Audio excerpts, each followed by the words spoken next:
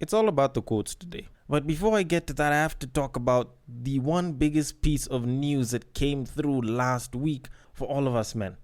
And that news is, while we have been cordially and continuously pulling out for as much as possible for at least those of us that do, the scientists have been hard at work and have finally come up with a contraceptive pill for men that will prevent pregnancy by 99%.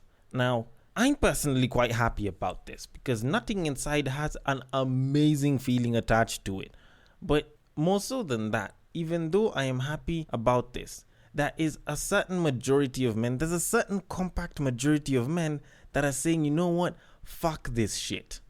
And when I am hearing that, I am wondering, what the fuck is wrong with you?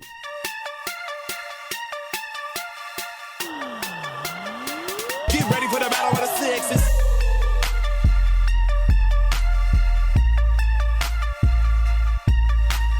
Like, the scientists have been making breakthroughs for all of these years and they've been doing all sorts of shit, but they finally do something for the fellas. And instead of celebrating the fact that you now don't have to pull out, you now can actually have the capability to prevent yourself from being trapped besides abstinence.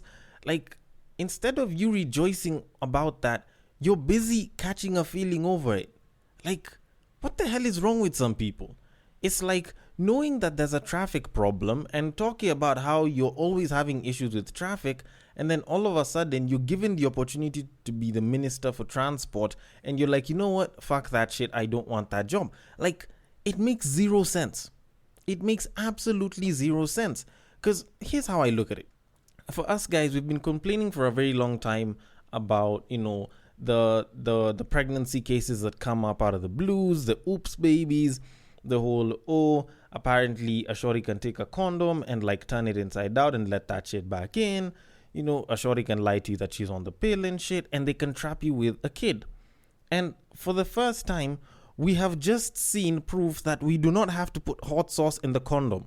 So Drake's method is suddenly becoming a little obsolete. For the first time, we are being shown that if your pull-out game is weak, you are still safe. And there's fellas that are actually having a problem with this. Like, these people, I kid you the hell not, are probably the same exact people that will still go raw and nut inside. Because out of the people that actually go and bang babes nowadays, there's usually about 3 sets of people when it comes to this entire thing. There's the raw and stupid that pretty much just go bang a babe, raw, nut inside, and then, you know, just hope that the babe doesn't get pregnant. And when the babe gets pregnant, they're like, you know, it's there and we move. Kind of like, you know, the attitude towards the nut in there. There's also the raw and smart that will pull out at the last second, or they will pull out at some point. You know, they focus on that pull out game being good. And then that is the protected ones, you know, the ones that choose to condomize, you know, not just hit it raw. And I'm finding it weird that it's the raw and stupid that are coming out to oppose this entire thing. Because apparently, according to some of them, the responsibility of childbearing is a woman's to hold. So they do not want that, and they do not want to harm their bodies by taking the pill. As if women haven't been doing that for ages and ages. Like, for once in your life, probably go and do a bit of research and realize that this is actually a non-hormonal solution. And while you're at it, you can listen to this podcast, which at least gives options on pulling out, which I probably should have started by saying, welcome to Breaktime on West Side, your number one breakdown podcast, coming to you from Nairobi, Kenya. The man on the mic is a really, really happy man, because for the first time ever, I don't really have to worry about the math of pull-out game. He is a man who likes his women the same exact way he likes his yogurt. It is none other than your tall, dark, and mildly handsome man, Sir Denver B. The show is Battle of the Sexes, our weekly love, sex, and relationships show where I get to talk about love, sex, and relationships, maybe challenge a few BS narratives, definitely give some controversial opinions, but I do come to a certain conclusion. And usually you have the option of agreeing or disagreeing with that conclusion, but I usually like the feedback that comes through with it. So if you do want to deliver that feedback to me directly, then at Breaktime on Westside on IG and at Breaktime on Westside on Facebook are where you can reach me at. And on Twitter, you can slide into my personal DMs, which is at Bagaka the D. I always take the feedback there, and sometimes we can even use that feedback to make more episodes, you know, so that they can be more fun and you can have more content to enjoy listening to. And while you're on the IG, the Facebook, or the Twitter, then a nice follow would be appreciated. I'm not telling you that you have to. I'm just asking, if you could, something that you'd want to do out of your own choosing. I definitely appreciate that shit. Plus, if you're listening to an app that allows for ratings and reviews, a nice one would definitely be appreciated just as well. Because, I like being on the charts and shit. But anyways, that aside, we definitely do need to move it on to our main topic of today. Although, before I get to that, I do want us to talk about what happened this past weekend at the Oscars. Because everyone talked about this shit from Monday morning. Like the moment it hit, no pun intended, it was being talked about the entire time. I'm talking about the whole Will Smith walking up to Chris Rock and smacking him, I think it was in the face or some shit. And I actually found it particularly interesting because I watched the censored version, I watched the uncensored version of the entire hit and what was said, and I also watched and listened to the joke and eventually even the entire clip with the joke and the hits and what was said. I think I watched everything combined back to back probably about 20 times at the very least. But all that said and done, I have a couple of takeaways from watching it so many times. I went and I watched the hit again and again and again. I listened to the joke again and again. I have a couple of takeaways from this. First of all, that joke hit harder than Will did. And secondly, Chris Rock took that hit a lot better than Will Smith took the joke. I just had to start by saying that. Because honestly, if that hit was actually meant to be a proper hit, I feel it would have probably done the job and the guy would have been knocked off balance, probably gone down and shit. Because this is someone who trained when he was actually cast in the Muhammad Ali biopic. This guy watched a ton of videos on how to throw a punch. He trained in boxing and shit because, he was in the Muhammad Ali biopic. And you're telling me after all of that training, even though he did the movie I don't know how many years ago, the guy wouldn't know how to throw a hit? His hit knocked Chris Rock, but the guy was back to reacting and talking about shit less than a second afterwards. I feel if you were going to make a hit, if you were going to deliver a hit, you'd probably deliver a hard enough one so that people don't want to mess with your wife and shit. Just saying. Although I do have to admit, the internet probably delivered the hardest hits out of everything. People have made songs on that shit, people have made memes on that shit, people have done, voiceovers to that shit, people have used voiceovers from SmackDown, Raw, WWE on that shit. And I'm not gonna lie, it is funny as hell. And I'm not going to bring in all the comments that people have said because I feel the one thing that the internet did more than anything was provide opinions on the entire thing. And for the most part, there were people who were for what Will Smith did because blah blah, protecting your wife, blah blah, what a real man should do, blah. And there were people who were against what Will Smith did because they were this wasn't really protecting your wife much as it was you just trying to show that you're a big man and shit. And I've got to admit, I'm actually for the second, guys. I'm actually for the latter. Because when you see the entire clip, when Chris Rock was making these jokes, Will Smith was laughing. When he made the joke about Jada, Will Smith laughed. Then 5 seconds later, that's when this guy is approaching him to hit him. At what point did this guy have the time to suddenly feel oh my goodness, my wife is offended, so I'm offended about this, just after laughing at that shit? This guy ended up reacting after Jada expressed how, she didn't like the joke and it was captured on camera. And it's this guy decided to act after that, not before. He took the joke pretty well. She didn't. And he decided to go and react in her favor. And look, here's the thing.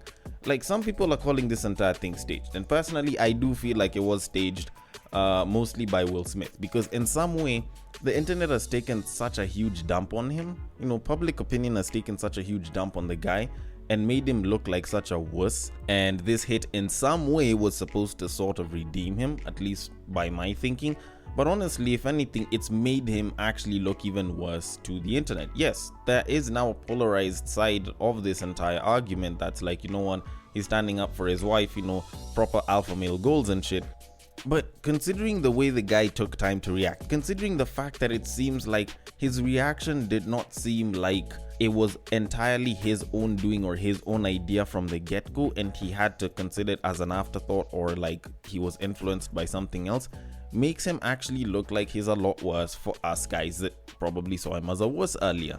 Because you think about it, Like, this guy took the joke and he laughed at it. And then about 5 seconds later, now that's when he's walking up to Chris Rock to actually hit the guy, because apparently now he's offended and you should keep my wife's name out your fucking mouth.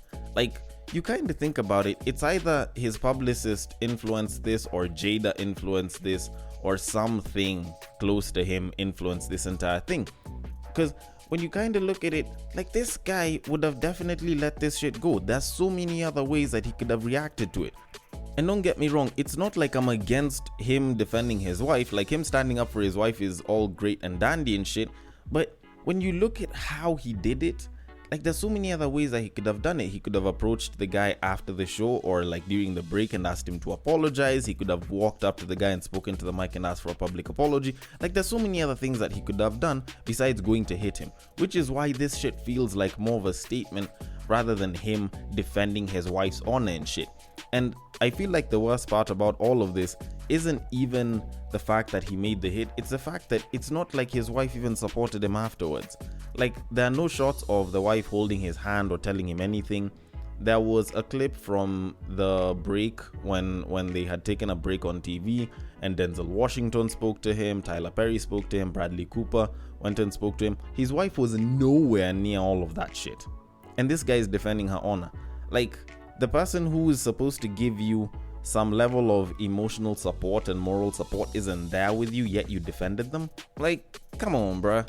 Like, your wife is the one that made you the laughing stock of the internet. You tried to defend your wife in front of everyone plus the internet, and after you've done all that, your wife still can't come out and visibly show her support towards you in front of everyone.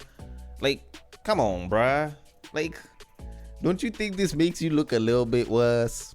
Like, I know it's my opinion and everything, but honestly, don't you think that this shit makes him look a little bit worse? But anyways, those are just my thoughts on it. You're perfectly entitled to have your own on this entire matter. And if I do sound a little bit different, it's because I kind of had to re-record this post-production and shit, because I felt like this was something that definitely had to be discussed. But anyways, we should move it on to our main topic of today. And it was more of a question rather than a quote, and it was on Spiritual Word. I saw it this past week, and I found it to be particularly interesting because it was a very, very simple question. And I feel like there's so many babes that have been cheated on. There are so many babes that will wonder why it is guys cheat, and they'll always ask this question. And it's actually a pretty simple question. And the question itself is, what does a side chick offer that a main chick can't? Simple as that. Like, why is it that this guy will still go back to that side chick even though he has a main chick? And, you know, what is it that is taking this guy back to the side chick? It seems like a pretty complex question, because I feel like for a lot of people, they'll answer it a lot of different ways. And if you actually rope in all the ways that guys will cheat, I think it'll be a very, very complex thing to discuss. And I don't think I even have the amount of time to discuss all of that. So I am going to remove emotional cheating out of the mix. I am going to remove having a second girlfriend and keeping it secret from your first. And I'm going to focus it on the side chick that is interchangeable, the one that is picked and dropped, the one that isn't necessarily meant to be constant, and the one that we physically and only physically cheat on our girlfriends and wives with. And I'm just gonna keep it there just to kind of keep things simple and make it a lot easier to explain. So now let's look at the question again. With all of these variables, what does a side chick offer that a main chick can't? Actually, that one's very, very simple. And the answer is so on the nose, you probably would have thought about it, but you didn't even think that it would have been the answer. But guess what? It actually is. And the answer itself is nothing. I kid you the hell not. Nothing. Absolutely nothing. And I don't think there's a lot of ladies that would have actually figured that one out. Like, there's definitely some people who'd come and they'd be like, oh, but she offers this, but she offers that. It's actually nothing. Like, your main chick can probably offer every single one of the things that your side chick offers. But guess what? There's a pretty good chance that that side chick, if she was there before, will probably continue to be there. And yet everything that she offers, the main chick, your wife, can probably offer the exact same things. But here's why I start to confuse some of you. Hell, maybe even some of the fellas. the fact that she offers nothing is probably why we're actually going there in the first place. Like, literally speaking, your wife, your girlfriend can offer you all of these things, but you're probably going back to a side chick because of nothing. Like, that nothingness is what makes the idea of having her around and makes the sex that you get from her a lot more enjoyable, and that's actually something in and of itself. Like, I know it's very confusing, but let me just try and break it down like this. When you actually take a look at the people that have a side chick or a lot of side chicks, there's a pretty good chance that they're fairly old guys or they're fairly young guys, but regardless of whether they're old or young, you'll probably find that they've been having a girlfriend, they've been in a relationship for a fairly long time. Like, even though they can have a side here and there, most times when they're doing this, they've probably been in that relationship for a fairly long time. And the both of you probably feel like you know each other to a pretty huge degree. And because you know everything about this person and she knows everything about you, then it makes it such that you guys get extremely comfortable with each other, and that actually brings in a lot of the problems because you guys know everything about each other. And she can probably offer everything that you definitely want in a woman. But now let's take a look at the side chick real quick.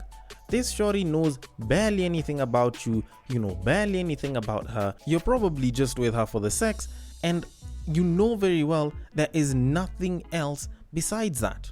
Zero, absolutely nothing. So you'll probably bang in, you'll probably be sending her cash here and there, or hell, maybe she'll even send you cash, but either way, it's literally just about the bang.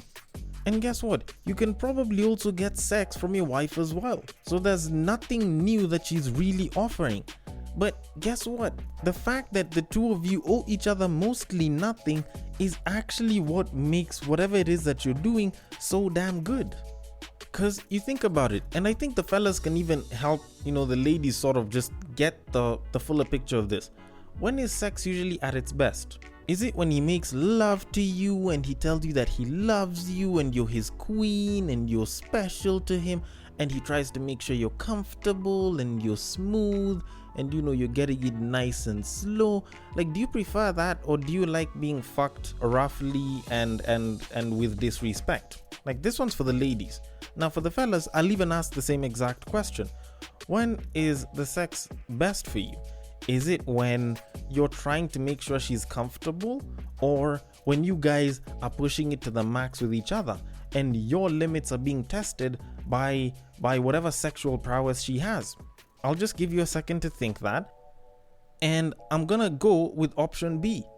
When you guys aren't trying to give too much of a damn about it, and y'all are just fucking recklessly in your most primal state ever.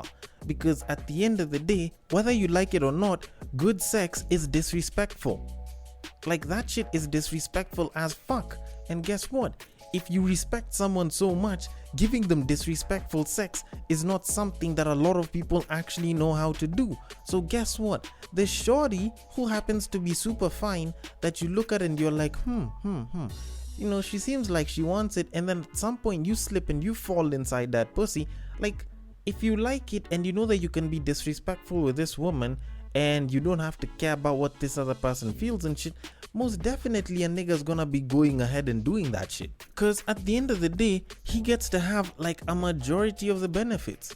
Like, he gets to fuck this woman disrespectfully, and he has zero accountability afterwards because he does not have to go and explain to her why it is that he decided to pull out when she was about to orgasm, or why the hell it is he didn't care whether she felt like being fucked on that day or she'd have preferred it done tomorrow. The thing is, this guy called up, he said he was coming through, she was like, "Aye, cool," cause probably she's expecting the bags or some shit, and this guy went through, laid the pipe, and decided to bounce. Like, almost zero accountability towards this woman. Now look at the wife, look at the girlfriend. If she says she doesn't want to have sex at that time, then you're gonna have to be respectful and be like, all right, we don't have to do it, it's fine, it's cool. If she's cramping, you can just respectfully say, no, we don't have to do this. Or if she's having an issue and she feels stressed and she's like, oh, I don't want to have sex right now, like, you have to think about all of those things when it comes to you and your main chick, when it comes to you and your wife. But with the side chick, if you call her, not unless if she says she's cramping or she's on her periods, and it would probably be a bad idea because like maybe the flow is heavy or some shit, like you're probably going there. If she's stressed, then she'll just make herself wet, or she'll tell you to use lube. If she doesn't feel like it, she'll either make herself wet or she'll tell you to use the lube. Like, it's not like it's a case of yes or no, it's just if I can, if I can't. Like, we have way more options. On top of that, this side chick can put on lingerie and hit me up and tell me to come through. Like, most babes when they settle in, it's not like they're dressing up that well for their mans. They're probably dressing well for an interview, or to look good in the office, or you know, to stunt on their friends, or to stunt on relatives when they're going for a wedding and shit. Like, it's not like they're doing that much fancy dressing in the name of I'm trying to look good for my man. Because sometimes you find they're even staying together. So what are you trying to look good for? Like, you find that your shorty is probably chilling in like sweatpants or in like a dera or just some chill shit, and there's nothing sexy about it. Or like some old ass t-shirt and like her titties are hanging on the inside. Like, there's nothing sexy about that for a lot of guys. And for a side chick who's gonna open the door and have a bra on or like be completely naked and shit, like a guy is gonna be aroused. And at the end of getting my nut, the fact that I know that I have zero accountability towards this woman, I do not owe her an explanation. At the end of it, like, that shit gives me a lot more freedom than when I'm having sex with my girlfriend. And don't get me wrong, I'm not saying that this happens to all girlfriends and every single guy will have a side piece. Don't get me wrong, there's a lot of babes that are amazing girlfriends and will always try to spice shit up. But I kid you not, there's a lot of babes that don't do anything. There's a lot of babes that don't spice it up in the relationship, and they also settle in and become comfortable and shit. And at the end of the day, that's what makes it so easy for side pieces to actually just invade the relationship and get a hold of the guy's dick and everything. Sometimes even his wallet. And when you kind of think about it, the idea of the forbidden fruit also contributes to that.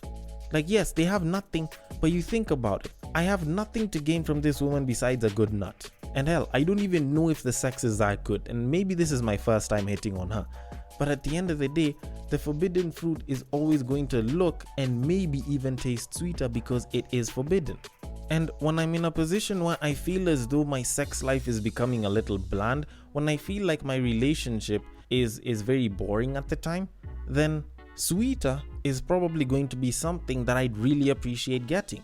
And guess what? If she's offering the sweeter that you could have but are not offering, then I'm probably going to be drawn towards the sweeter. And to kind of conclude all of this, let me just try and give you a simple point by talking about your hobby. Like, you know those hobbies that you're really, really good at, that say your parent or your guardian or your mentor or a relative or someone older than you, hell, maybe even your peers, told you to turn into a business? For the people that actually did try turning the hobby into a business, you probably noticed that at some point, all of that niceness, all of that fun in it gets drained out. And when all of that fun gets drained out, then you're left not liking it very much at some point, because it's even a lot less about you practicing the hobby, and it's a lot more about the other things around it that make the hobby actually achievable and practicable, at least, you know, from a money-making standpoint. And that's kind of how the relationships are. Like, you get in and it was all full of bliss at the beginning and it all seemed fun and shit, then at some point it started to become boring. At some point, the fights and the issues that were there are what kind of made everything bland. So you just want to settle in, you don't want to fight, you just want to make sure everything's okay, and you just want the peace. Now, that's exactly where a lot of guys are. And the lack of that spice, the fact that it's not as much fun, is probably what's drawing a lot of these guys that get a lot of these babes and end up keeping them as side chicks. Like, in one way or another, y'all need to find the spice in that relationship. And I'm not saying that it's entirely the woman's fault. The guys do have some fault of their own. But today I wanted to make sure I talk about where the women actually stand on this, and actually see if there is something that can actually be done in all of this. Although, then again, I might be wrong about the entire thing, just the same way I'm wrong about a lot of other things. So I want your thoughts on this. The DMs are open. On IG, it is at Breaktime on Westside. On Facebook, it is also at Breaktime on Westside. And on Twitter, you can slide into my personal DMs, which is at Bagaka the D. Thank you so much for listening all the way till the end. And if you are listening through Castbox, feel free to drop your thoughts and comments below, and I will attend to them accordingly. And I will catch you guys on the next break.